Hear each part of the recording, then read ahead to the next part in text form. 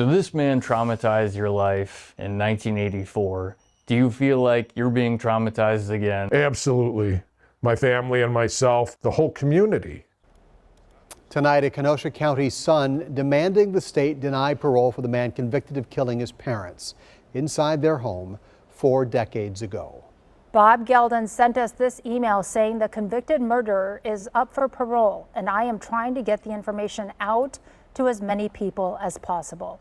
Tonight, Lighthouse investigative reporter Ben Jordan shares why Bob feels former state laws are still failing victims' families. And why a juror who helped convict the killer has now joined his fight.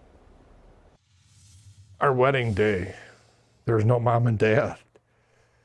It's their birthday.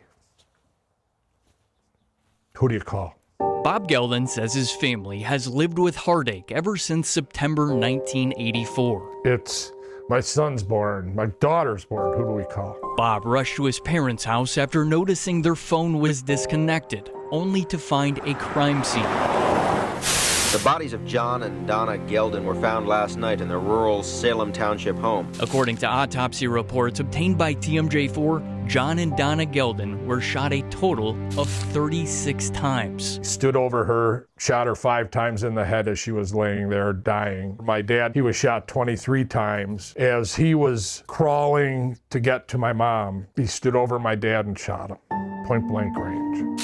Court records show Sabin fled the scene, but the bullet casings were traced back to his gun. Bob says Sabin never confessed or shared a motive. I can't think of any reason why anybody would ever want to do something like this. He just killed them. The only sense of peace Bob says he felt was knowing Sabin would serve back-to-back life sentences.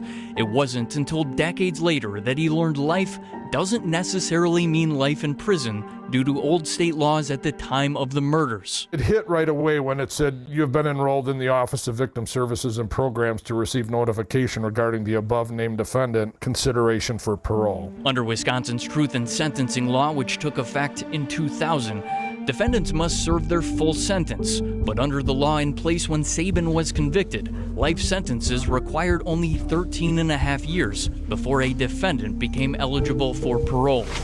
It made me sick. It brought back everything, all the emotions, all the sadness and all the turmoil. According to state records, Sabin became eligible for parole after 27 years, the result of his 2 consecutive life sentences. He's got a grip on us because now he decides when I will be having these feelings and have to go through all this. The state's Department of Corrections says Sabin, who's now 62, is scheduled to make his case in front of the Parole Commission in October. Quote, individuals who have reached their parole eligibility date are entitled to an interview.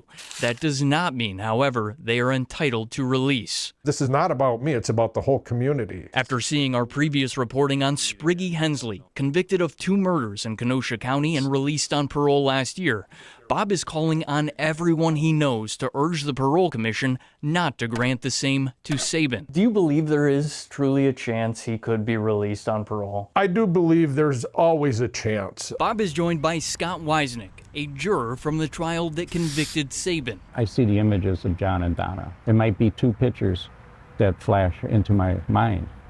That's enough for me, that he should serve every minute. Scott also wrote a letter asking the state to deny Sabin's release. I felt that he should not see the light of day, and I still stand by that today. Bob believes no victim should have to go through this process and fears others may not know parole is even on the table until they get one of these letters. I would love to see them make the life means life retroactive and let's move forward from there. That's not going to happen. I wish I had an answer for that because I know they're feeling the same pain that we're feeling.